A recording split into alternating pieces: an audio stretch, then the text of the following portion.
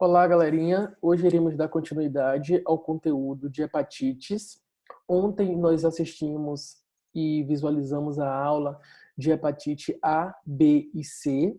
Então, para a gente recordar rapidamente sobre os marcadores de diagnóstico específicos para as hepatites A, B e C, então nós podemos ver que para a hepatite A, nós temos a pesquisa de anticorpos IgM anti-HAV e IgG anti-HAV, e isso vai justamente atribuir o diagnóstico de infecção e de doença em curso com IgM positivo, e o IgG positivo vai estar associado a uma doença pregressa, a uma cicatriz imunológica que esses indivíduos tiveram ao longo da sua vida, e esses anticorpos estarão conferindo proteção contra novas infecções.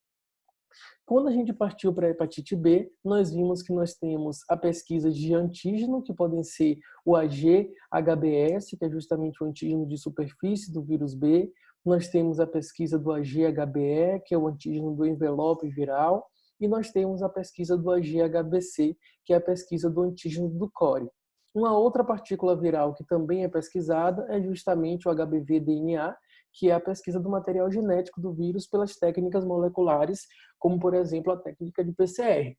Além da pesquisa desses antígenos, nós verificamos também que nós temos a pesquisa dos anticorpos contra esses antígenos que eu citei anteriormente, ou seja, o anti-HBS, e o anti-HBS é importante a gente focar porque é um marcador que ele vai positivar quando nós temos a vacinação para a hepatite B, então o único marcador que vai dar positivo a partir desse processo.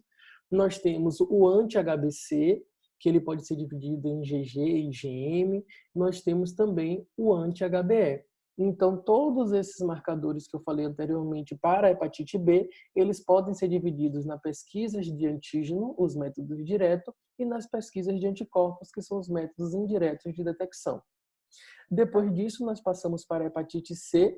Para a hepatite C, nós podemos fazer a pesquisa do material genético através dos métodos de PCR, assim como nós podemos também fazer a pesquisa de anti-HCV, que são as pesquisas dos anticorpos contra o vírus que serão detectados pelos testes sorológicos, pelos testes imunológicos. A partir disso, nós chegamos hoje na nossa aula de hepatite D. Então, hepatite D é classificada também como hepatite delta. Então, nós temos aqui um vírus que é uma única molécula de RNA. Então, na verdade, nós não temos uma partícula viral completa. Nós não temos, como a gente estudou nas outras hepatites, com os outros vírus, toda aquela partícula onde nós teremos o envelope viral, nós teremos um core, nós teremos toda uma partícula viral que vai ter uma infectividade sem necessitar da utilização de outros fatores virais que serão importantes para a sua infectividade. Então, quando a gente fala da hepatite D, nós estamos falando de uma única molécula de RNA. E para que essa infecção do vírus Delta aconteça, nós precisamos que esse paciente, que esse indivíduo, ele esteja infectado pelo vírus B da hepatite. Por quê? Porque esse material genético, para que ele tenha sucesso no seu processo de estabelecimento na célula, ele vai precisar utilizar da maquinaria que é exclusiva do vírus B da hepatite. Então, todo indivíduo que tem desenvolvimento de hepatite D, ele precisa ter como doença de base a hepatite B para que esse processo possa acontecer. A transmissão da hepatite D, ela é semelhante com a transmissão do vírus B, então é uma transmissão que pode acontecer de forma parenteral, pode ser de forma sexual e de forma vertical, então como a gente viu na hepatite B.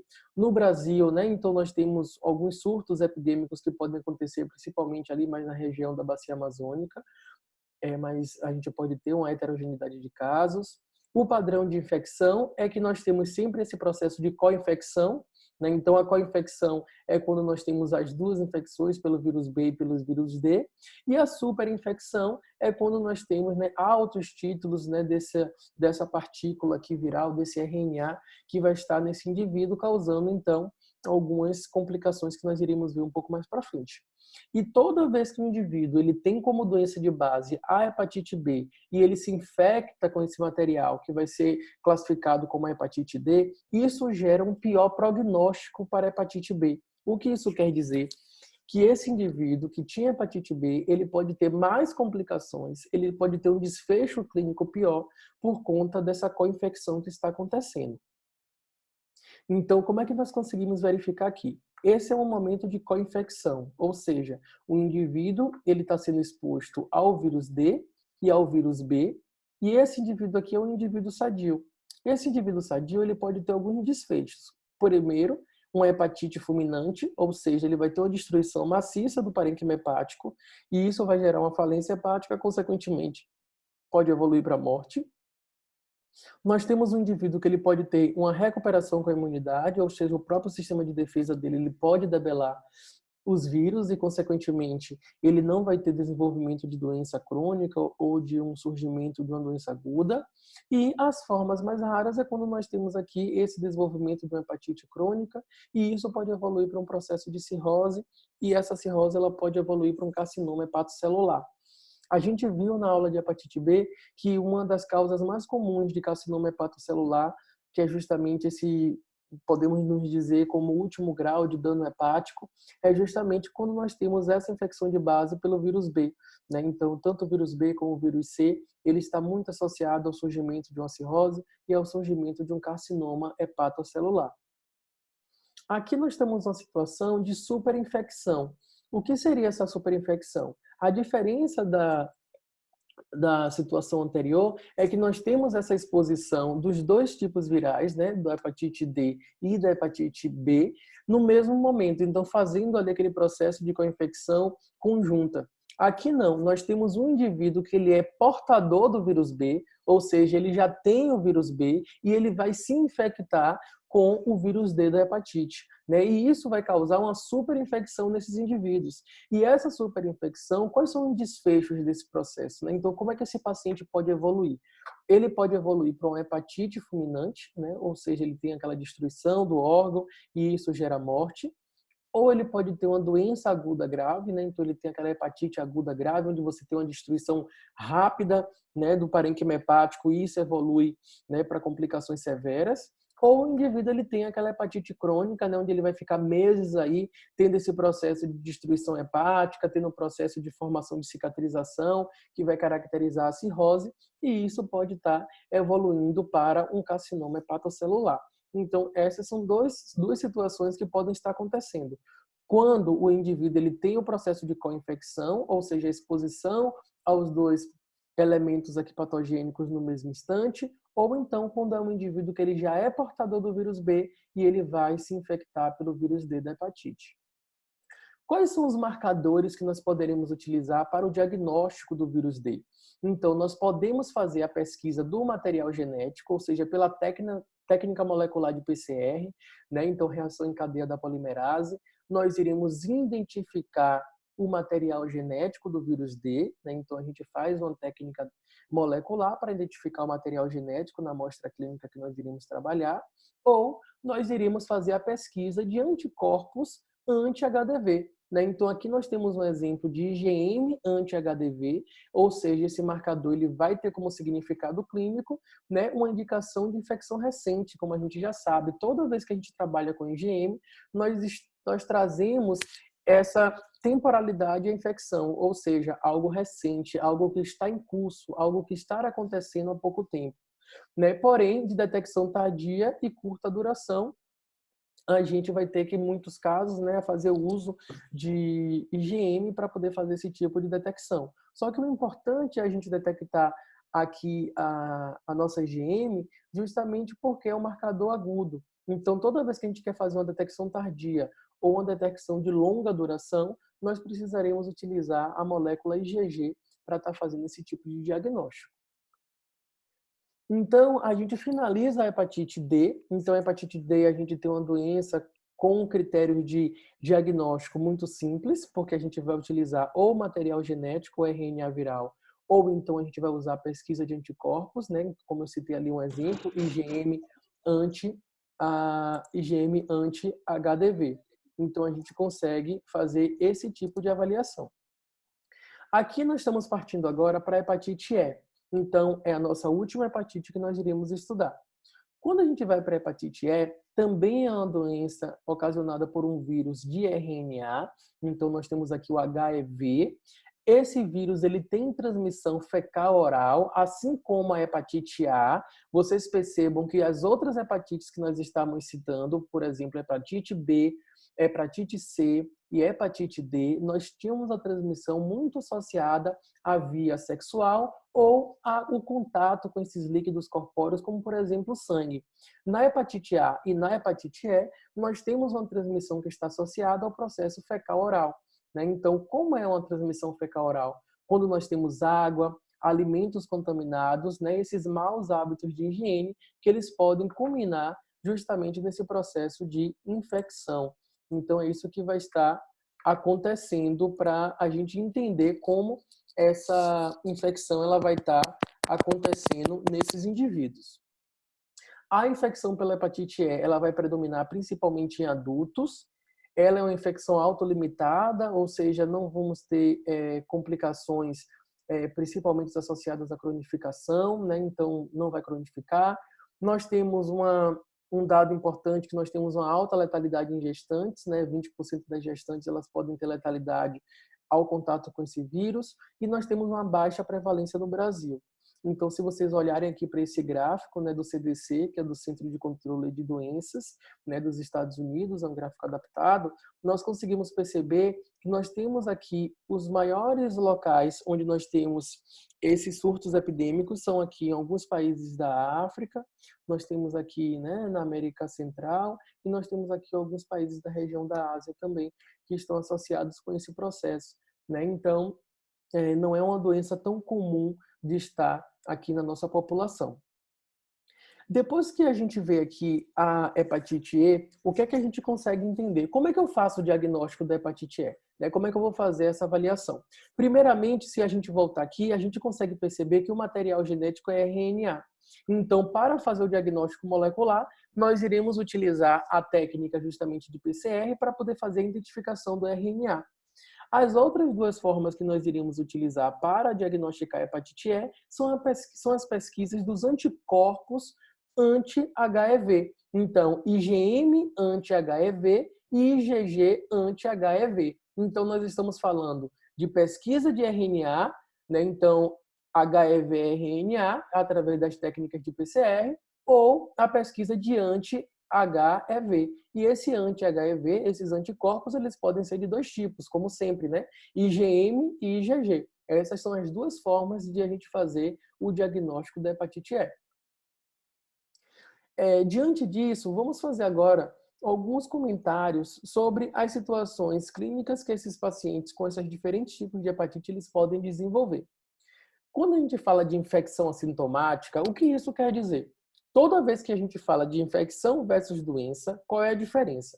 Infecção é quando esse indivíduo ele tem contato com o patógeno, no entanto, ele não tem manifestação clínica. Então, manifestação clínica é justamente os sintomas, a sintomatologia que esse paciente ele vai esboçar durante esse processo de doença, durante esse processo do avanço da infecção. Então, existe apenas a evidência sorológica da infecção. O que isso quer dizer? Que o indivíduo vai ter a presença do agente infeccioso dentro dele, e a gente vai conseguir detectar a pesquisa de anticorpos ou antígenos através dos exames sorológicos, mas ele não vai ter sintomatologia, ele não vai ter icterícia, ele não vai ter aumento significativo ali das enzimas hepáticas, dos marcadores hepáticos que estarão associados com o processo de doença. Um exemplo aqui é a hepatite A em crianças, Então, muitas crianças, elas entram em contato com o vírus A, mas elas não desenvolvem doença ativa. A gente não vai conseguir verificar esses sintomas. E a gente só vai conseguir descobrir que teve contato com a hepatite A quando nós estivermos, por exemplo, na vida adulta. Hepatite viral aguda, o que isso quer dizer? Que são manifestações clínicas que vão acontecer. Se eu já estou falando de hepatite, é porque o indivíduo tem doença acontecendo. E eles podem ter algumas fases. Por exemplo, a fase de incubação, que é o período que nós não temos ainda a manifestação clínica. A fase pré-icterícia, pré-ictérica, que é uma fase sintomática. A fase ictérica, propriamente dita, que é quando nós teremos o aumento da bilirrubina total, o aumento da bilirrubina direta, e a gente vai ter a pele e as mucosas com essa coloração amarelada, e a fase de convalescência, que é quando a gente vai estar chegando mais para a fase de recuperação, a fase de cura. Então, na hepatite viral aguda, nós temos os marcadores sorológicos, que são os marcadores associados aos vírus especificamente, mas também nós podemos usar nesse soro os marcadores bioquímicos, né, que são aqueles marcadores que nós estudamos nas aulas de função hepática. Então, elevação das transaminases, elevação de ALT e AST, né, então isso é um indicador de dano hepático, dano hepatocelular. Nós temos aqui uma hiperbilirrubinemia conjugada, ou seja, aumento de bilirrubina direta. Sempre lembrem que nós teremos nas doenças hepáticas aumento da bilirrubina total, e essa bilirrubina total vai estar aumentada porque a bilirrubina direta foi aumentada, né? Então, a gente sempre pensa nisso. Hiperglobulinemia, isso quer dizer que nós teremos aqui, né, o aumento de anticorpos, o aumento dessa proteína aqui. Elevação da fosfatase alcalina, então mostra para a gente que na hepatite nós teremos um comprometimento hepatobiliar. Então nós não teremos aumento isolado da ST-ALT. Nós podemos ter aumento também das enzimas que fazem parte das vias biliares. Período de incubação. Período de incubação é justamente a duração variável, né, conforme o agente infeccioso. É o período que nós teremos o quê? A exposição, a infecção, até o aparecimento da doença, né? Então, isso é o que caracteriza período de incubação.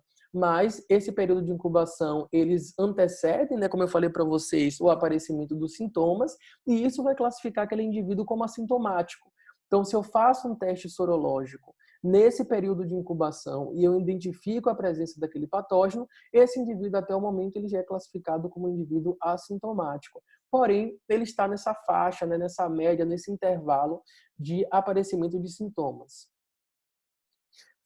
Fase pré-ictérica, isso quer dizer o quê? Antes do aparecimento da icterícia, desses aumentos, né, da bilirrubina, o que vai deixar os olhos e a pele com essa tonalidade amarelada. Nós podemos ter aqui alguns sintomas que podem aparecer genéricos aqui, porque nós temos algumas doenças que têm também sintomas semelhantes, né? Então nós podemos aqui focar nas náuseas, né, diarreia, né? Então são sintomas que vão estar associados com esses indivíduos. Uma coisa que eu quero chamar a atenção para vocês, toda hepatite que ela tem transmissão fecal oral, isso mostra para a gente, como a hepatite A e a hepatite E, que nós temos a eliminação do vírus através das fezes, né? Então, isso é o que vai caracterizar esse processo de transmissão fecal oral. É algo que é importante pontuar, mesmo a gente já estando aqui nessa etapa. A fase ictérica é justamente causado pela hiperbilirrubinemia conjugada, ou seja, o aumento da bilirrubina direta, né? Isso é comum em adultos que desenvolvem a hepatite A, né? Então a hepatite A em criança, ela cursa normalmente assintomática, né? Os indivíduos com hepatite B também apresentam esse processo, hepatite C também, né? Então esse vai ser importante marcador clínico para estar verificando que os indivíduos ele possuem hepatite, né? Porque nós teremos aqui a pele e as mucosas nessa tonalidade amarelada, como a gente vê aqui nesse cartoon. A fase ictérica, então, ela é caracterizada por essa icterícia de pele conjuntivas, como eu falei aqui para vocês, a gente consegue ver a pele e as mucosas aqui, as conjuntivas também, com essa tonalidade amarelada, né? Então, nós temos aqui a colúria, né, que a gente consegue verificar aqui com essa urina, com essa tonalidade, né, mostrando esse aumento da excreção, né, dos metabólitos aqui provenientes da bilirrubina. Nós temos a presença de acolia, nós temos o prurido. Esse prurido ele está associado nessa coceira que pode estar acontecendo pelo corpo.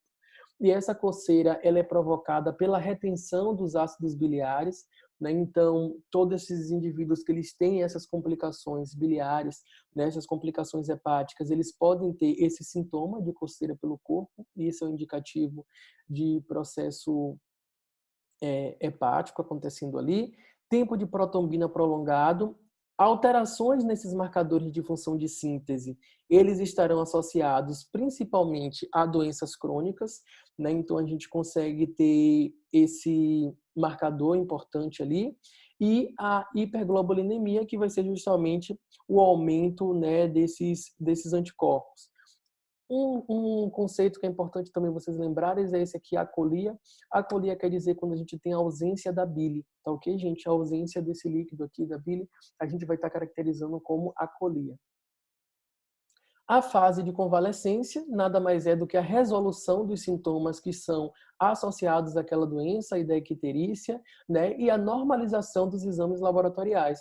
É quando a gente está na fase de recuperação, na fase de cura desses indivíduos, né? Então a gente chama isso de fase de convalescência. Forma fulminante é toda vez que nós temos uma destruição drástica do parênquima hepático, né? Então nós temos ali um dano hepatobiliar bem evidente e rápido, e isso vai estar associado, né, justamente com essa insuficiência hepática e podendo evoluir para o óbito, né? Então isso tem uma alta letalidade. Então quando a gente fala de hepatite fulminante, é quando nós tivemos uma destruição em massa, uma destruição drástica do tecido hepático, e isso gera, né, uma síndrome de insuficiência hepática e, consequentemente, vai evoluir ao óbito. Estado de portador, o que isso quer dizer? O indivíduo que ele é portador é aquele indivíduo que ele é reservatório da infecção. É o indivíduo que vai estar, por exemplo, se ele tem hepatite B, ele vai proporcionar a transmissão dessa infecção, né? Então, nós temos ali uma infecção sexualmente transmissível acontecendo. Não apresenta sintomas óbvios, ou seja, ele não vai ter sintomatologia evidente, e divide-se em portadores sadios, são aqueles indivíduos que eles não têm nenhum sintoma, né, associado, e aqueles indivíduos que possuem doença crônica sem sintomas ou incapacidades evidentes, né? Então, o sadio que não tem nenhuma alteração laboratorial, né? E aqui os portadores de doença crônica, mas é uma doença crônica mais tranquila, uma doença crônica que ela vai seguindo mais lentamente, sem ter sintomas assim sugestivos que o indivíduo está com essa infecção, com essa doença em curso. Isso pode ocorrer principalmente na hepatite B e na hepatite C, que são os dois tipos de hepatites que nós estávamos comentando, que tem esse caráter de cronificar, o caráter de se tornar crônico mais comum, né? Porque a gente comentou que a hepatite A, geralmente a gente tem ali algumas semanas com aquele processo e automaticamente a gente consegue curar sem necessitar muitas vezes de uma intervenção medicamentosa. A hepatite viral crônica é quando nós temos a persistência desse processo, né, por longos períodos, por exemplo, aqui por 6 meses, então mais de 6 meses com esse processo, né, isso já vai caracterizar uma doença crônica. Evidencia sintomática, ou seja, a gente tem a presença de sintomas, nós temos os marcadores bioquímicos ali, as transaminases, os marcadores hepatobiliares aumentados, e nós temos os marcadores sorológicos também mostrando que a infecção está acontecendo. Na hepatite A, nós temos doença crônica raríssima, né? Então, geralmente são doenças agudas. Na hepatite B, 90% aqui, né, dos recém-nascidos, eles desenvolvem hepatite crônica, e 5% dos adultos, eles também vão cursar com hepatite crônica.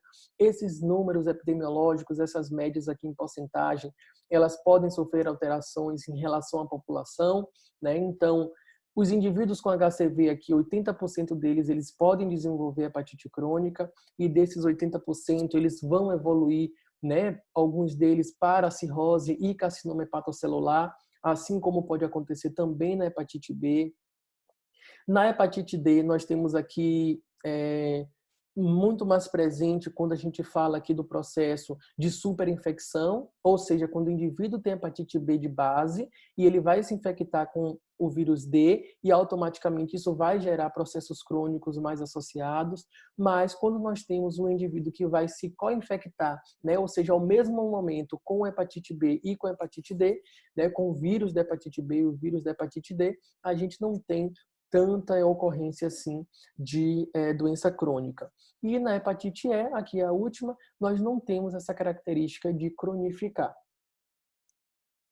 Então, não ocorre viragem sorológica na hepatite crônica, ou seja, o que isso quer dizer? Não temos mudança, né, no padrão sorológico dos exames desses indivíduos em relação aos marcadores específicos dos vírus. As transaminases, né, a ST e a LT, né, então elas vão oscilar os níveis ao decorrer da doença. Normalmente a gente tem um aumento drástico no início e isso vai diminuindo ao longo da doença crônica e vai flutuando ao longo dos meses, né? É comum a queixa de fadiga. Outros achados aqui que podem estar associados, né, são os episódios de icterícia, que é provocado pela hiperbilirrubinemia direta, né? Só se torna francamente sintomático, né, quando a gente tem esse processo aqui na vigência da insuficiência hepática ou hipertensão portal, que são outras complicações que esses pacientes irão evoluir por conta dessas doenças crônicas, né? E é claro que toda vez que a gente fala de hepatite viral crônica, a gente não pode esquecer da cirrose e do carcinoma hepatocelular, que são uma das causas que podem estar sendo decorrente da hepatite viral crônica, né? Então, a hepatite viral crônica vai ser um fator de risco para o desenvolvimento do carcinoma hepatocelular. Então, a hepatite viral crônica, nós podemos ter aqui essa evolução clínica de diferentes fases, né?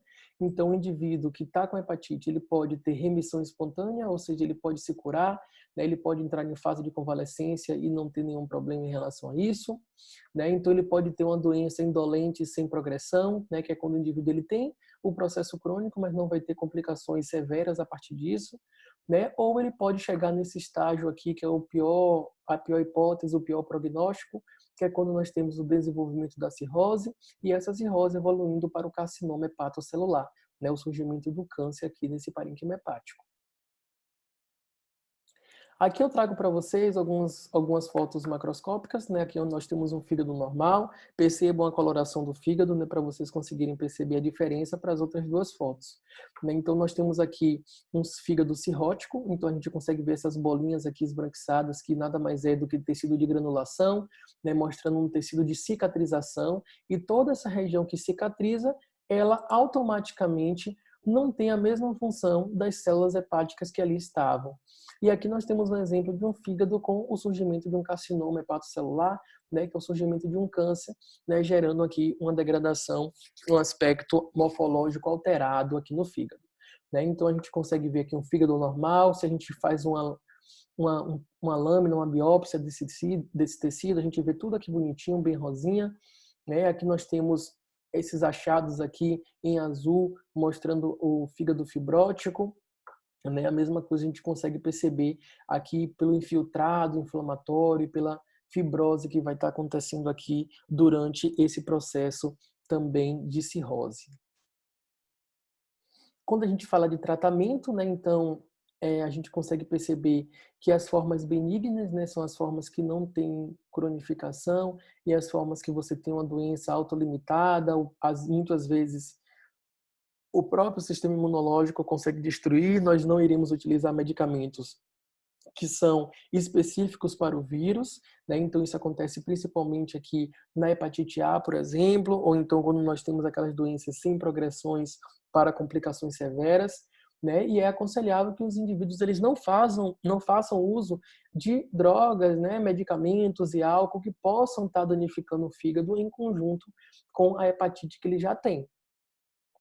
Para as formas fulminantes, né, então o tratamento aqui ele vai acontecer principalmente no controle hemodinâmico, no controle da função dos órgãos desses indivíduos, né? Controle de sangramentos, porque vai interferir naquela produção dos fatores de coagulação. Então, é um tratamento que vai estar envolvido no controle do estado clínico do paciente, né? Então, na hepatite crônica aqui, né, causado pelo vírus B, nós temos alguns fármacos que podem ser utilizados, né? São fármacos que são utilizados principalmente para o aumento da imunidade, ou então ação direta, né, aqui no vírus, né? Então nós temos a utilização de medicamentos específicos para que façam ação no vírus.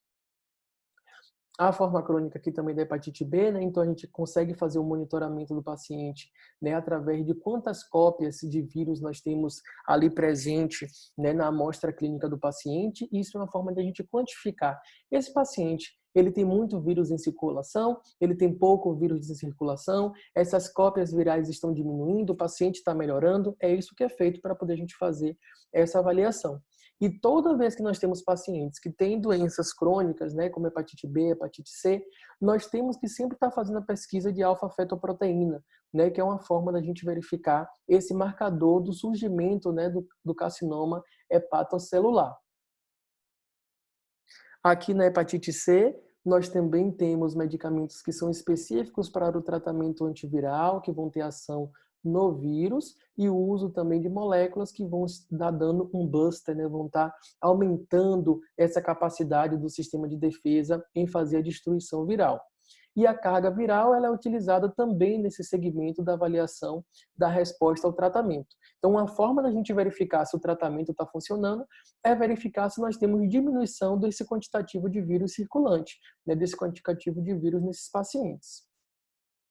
E como eu falei também na hepatite B, na hepatite C a gente também tem que fazer a avaliação do carcinoma hepatocelular, né, através dos marcadores bioquímicos, que é a alfa-fetoproteína, ou então fazendo avaliação através de ultrassonografia, de outras coisas que vão ser procedimentos exclusivamente médicos. Então, a partir daqui, a gente finaliza a nossa aula de hoje, né? Então, a gente consegue finalizar o assunto de conteúdo de hepatites, né? Então, a gente finalizou a hepatite D e a hepatite E e estudamos um pouco dessas síndromes clínicas, né? Como essas manifestações em relação às hepatites, elas podem estar acontecendo nesses indivíduos. Obrigado pela atenção de vocês.